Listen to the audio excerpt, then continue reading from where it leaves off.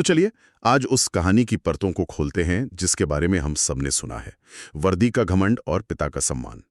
कहानी की जो मुख्य मोड़ है वो तो हम जानते हैं, एक पिता का अपमान होता है और फिर बेटा न्याय करता है। लेकिन आज आज हमारा मकसद सिर्फ कहानी को दोहराना नहीं है। बिल्कुल नहीं। आज हम उन छोटी छोटी डिटेल्स, उन किरदारों की जो साइकोलॉजी है और उन सामाजिक संकेतों पर ध्यान देंगे जो इस कहानी को सिर्फ एक किस्सा नहीं बनाते बल्कि हमारे समाज का एक आईना बना देते हैं। हाँ। हम ये समझने की कोशिश करेंगे कि ये जो सत्ता, सम्मान और संस्कार के धागे हैं, ये असल में बुने कैसे गए हैं इस कहानी में। बहुत अच्छा कहा। तो फिर पहली परत से ही शुरू करते हैं। कहानी की शुरुआत होती है एक पिता से, रामकिशन, और उनकी पुरानी साइकिल बसंती। वसंती, हाँ। वो उसे बड़े प्यार से साफ कर रहे हैं क्योंकि उनका बेटा अमित आईएएस बनकर लौट रहा है। इस सीन बहुत ही साधारण है, लेकिन मुझे लगता है कि कहानी की पूरी नींव वो यहीं रखी गई है। ये साइकिल सिर्फ एक सवारी नहीं है ना? ये बिल्कुल सवारी नहीं है, ये एक प्रतीक है, एक सिंबल है। आप देखिए, एक तरफ हमारे सामने रामकिशन की पहचान है जो इस साइकिल से जुड़ी हुई है। उनकी मेहनत, उनका अतीत, अपने बेटे के साथ जो पल बिताए हैं वो सब। और दूसरी तरफ कहानी में आगे चलकर हमें एक और प्रतीक मिलेगा, इंस्पेक्टर विक्रम की वर्दी। सही। ये कहानी असल में इन्हीं दो प्रतीकों की लड़ाई है, साइकिल की सादगी बनाम वर्दी का रोब। और रामकिशन इस प्रतीक को छोड़ना नहीं चाहते। उनकी पत्नी कहती भी हैं कि बेटा तो गाड़ी में आएगा, लेकिन वो बस स्टैंड तक साइकिल पर ही जाना चाहते हैं। हाँ, ये कहकर के पुरानी यादें ताजा हो जाएंगी। बिल्कुल, ये अपनी जड़ों से जुड़ने की एक बहुत गहरी इच्छा है। हाँ, और ये बहुत महत्वपूर्ण है। वो दुनिया को ये नहीं दिखाना चाहते कि देखो मैं एक आईएएस अफसर का बाप हूँ। नहीं, वो बस अपने बेटे से मिलना चाहते हैं उसी तरह जैसे वो हमेशा मिलते आए हैं। उनका जो सम्मान है वो उनके बेटे के पद से नहीं आ रहा, वो उनके अपने अस्तित्व से आ रहा है। और यही बात इंस्पेक्टर विक्रम की समझ से बिल्कुल बाहर है, जैसा कि हम आगे देखेंगे। तो इसी खुशी में डूबे हुए रामकिशन बाजार पहुंचते हैं अपने बेटे के लिए लड्डू खरीदने। बेसन के लड्डू। हाँ, बेसन के लड्डू। लेकिन यहीं पर कहानी का पहला और सबसे क्रूर टकराव होता है। इंस्पेक्टर विक्रम सिंह की जीप आती है और एक छोटी सी बात कि साइकिल थोड़ी रास्ते में है, एक बहुत बड़े अपमान का कारण बन जाती है। इंस्पेक्टर सिर्फ चिल्लाता नहीं है बल्कि रामकिशन के खरीदे हुए लड्डुओं को अपने जूते से कुचल देता है। ये महज एक हादसा नहीं लगता। ये हादसा है ही नहीं। समाजशास्त्र में इसे स्टेटस डिग्रेडेशन सेरेमनी कहते हैं। अच्छा। इसका मतलब होता है जब कोई सत्ता में बैठा व्यक्ति जानबूझकर किसी को सबके सामने नीचा दिखाता है ताकि वो अपनी और सामने वाले की हैसियत का फर्क साफ कर सके। लड्डू कुचलना सिर्फ अपमान नहीं था, ये उस किसान को उसकी जगह दिखाने की एक सोची समझी कोशिश थी। मतलब वो सिर्फ लड्डू नहीं कुचल रहा था, वो रामकिशन के उस गर्व को, उनकी उस खुशी को कुचल रहा था जो वो कुछ देर पहले ही मिठाई वाले को बता रहे थे कि मेरा बेटा आईएएस बनकर आ रहा है। हाँ बिल्कुल। वो उस गर्व को बर्दाश्त ही नहीं कर पाया। सोचिए, एक मामूली किसान जो उसकी नजर में 2 टके का है, वो इतना गर्व कैसे महसूस कर सकता है। विक्रम के लिए शक्ति का मतलब है दूसरों को छोटा महसूस कराना। और जब रामकिशन हाथ जोड़कर कहते हैं कि ये लड्डू उनके आईएएस बेटे के लिए हैं, तो ये विक्रम के अहंकार पर सीधी चोट करता है। और यहीं पर मुझे एक बात थोड़ी अजीब लगी। रामकिशन के ये बताने पर कि उनका बेटा आईएएस है, इंस्पेक्टर को मतलब डरना चाहिए था या कम से कम एक पल को रुककर सोचना तो चाहिए था। सोचना चाहिए था। लेकिन वो तो और भड़क जाता है। उनका मजाक उड़ाने लगता है भीड़ के सामने कि सुना तुम लोगों ने, इस 2 टके के किसान का बेटा आईएएस बनेगा। ऐसा क्यों? क्योंकि यहाँ पर एक तरह का वो कॉग्निटिव बायस काम कर रहा है। अच्छा। संज्ञानात्मक पूर्वाग्रह। हाँ।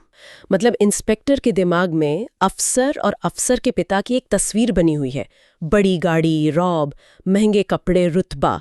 रामकिशन का जो फटा पुराना पहनावा है और उनकी साइकिल, वो उस तस्वीर में कहीं फिट ही नहीं होते, कहीं भी नहीं। इसलिए जब रामकिशन सच बोलते हैं तो विक्रम के दिमाग को वो सच एक झूठ लगता है, एक मजाक लगता है। तो उसके लिए ये सोचना भी नामुमकिन है कि एक बड़ा अधिकारी इतना जमीन से जुड़ा हो सकता है। नामुमकिन। और ये मानसिकता सिर्फ उस इंस्पेक्टर की नहीं है, हमारे समाज में बहुत गहरे तक ये बात बैठी हुई है कि पद और सफलता का मतलब बाहरी दिखावा होता है। हाँ, ये तो है। थाने में भी जब एक सिपाही शंका जताता है तो विक्रम का जो जवाब है वो सब कुछ साफ कर देता है। वो कहता है, अरे जा, अगर अफसर होता तो ये फटे हाल में साइकिल पर नहीं घूमता।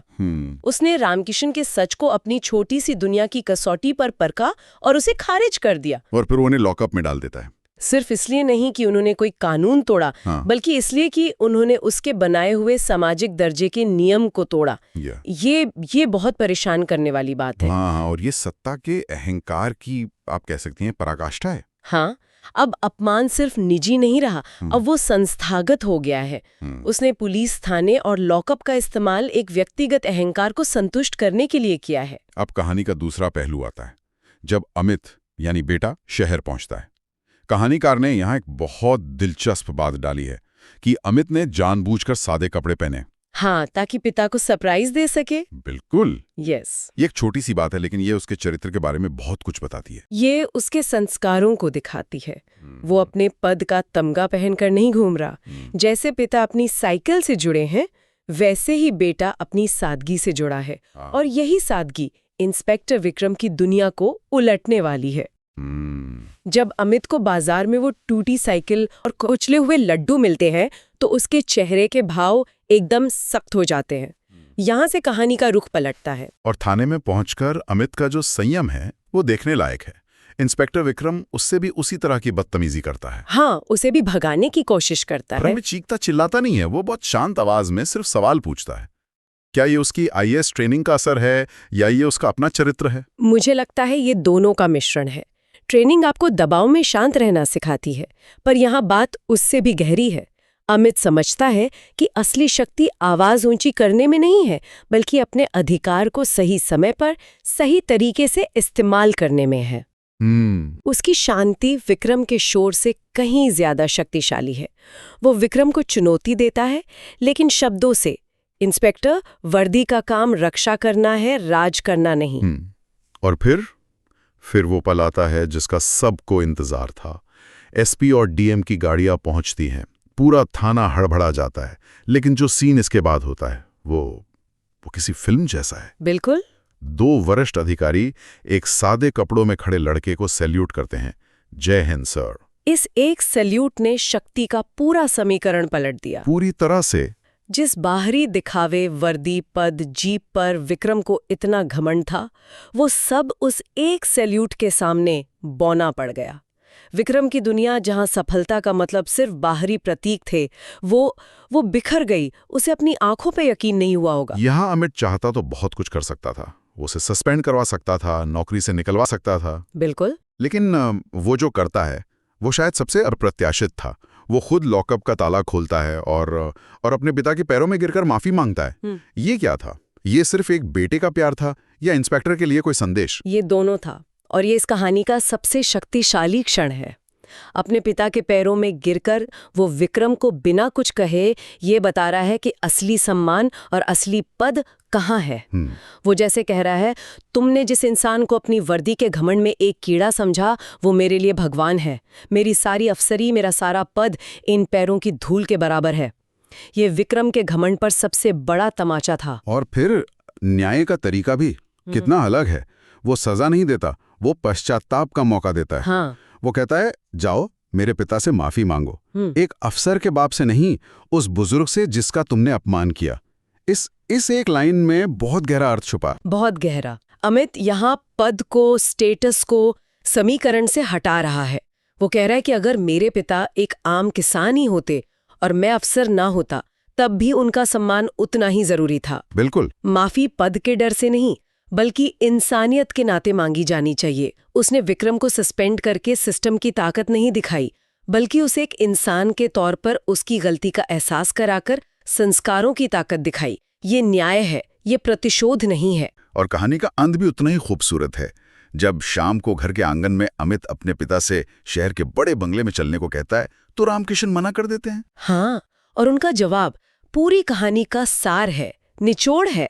वो कहते हैं, नहीं बेटा, मेरी शान बंगले में नहीं है। मेरी शान तो ये है कि मेरा बेटा इतना बड़ा अफसर बनकर भी अपनी जमीन और अपनी जड़ों को नहीं भूला। कहानी जहां से शुरू हुई थी वहीं आकर खत्म होती है।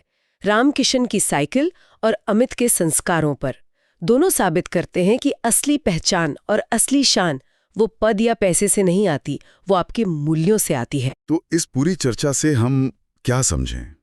ये कहानी हमें एक बहुत साफ संदेश देती है कि घमंड हमेशा टूटता है, लेकिन विनम्रता की हमेशा जीत होती है। हाँ, अमित की जीत सिर्फ इंस्पेक्टर पर नहीं है, बल्कि उस पूरी मानसिकता पर है जो इंसान को उसके पद और पहनावे से तौलती है। बिल्कुल। लेकिन यहाँ एक विचार छोड़कर जाते हैं। इस कहानी में इंस्पेक्टर विक्रम को सजा मिल गई और न्याय हुआ, ये सुनने में बहुत संतोषजनक लगता है ना? हाँ, एक तरह का सुकून मिलता है कि चलो अंत में सब ठीक हो गया। पर ये सोचने पर मजबूर करता है कि असल दुनिया में जहां हर थाने के बाहर एसपी और डीएम अचानक नहीं आ जाते, वहां सत्ता के इस तरह के छोटे छोटे अहंकार का रोज सामना करने वाले उन अनगिनत राम किशनों का क्या होता होगा। ये सोचने वाली बात है कि कहानी हमें एक आदर्श न्याय देकर सुकून तो देती है, पर असलियत में सिस्टम शायद ही इतनी जल्दी हरकत में आता हो। ये कहानी हमें उम्मीद ज्यादा देती है या असलियत की कड़वाहट से हमारा ध्यान भटकाती है? यही सवाल है। ये कहानी एक आदर्श स्थिति तो दिखाती है, पर असलियत में ऐसे टकराव के क्या परिणाम होते होंगे और उन अनगिनत लोगों की कहानियों का क्या होता होगा जिनके बेटे आईएएस अफसर नहीं होते। शायद इस कहानी का सबसे बड़ा संदेश यही है कि हमें अमित का इंतजार नहीं करना चाहिए, बल्कि एक ऐसा समाज बनाना चाहिए जहां किसी विक्रम को ऐसा करने की हिम्मत ही ना हो।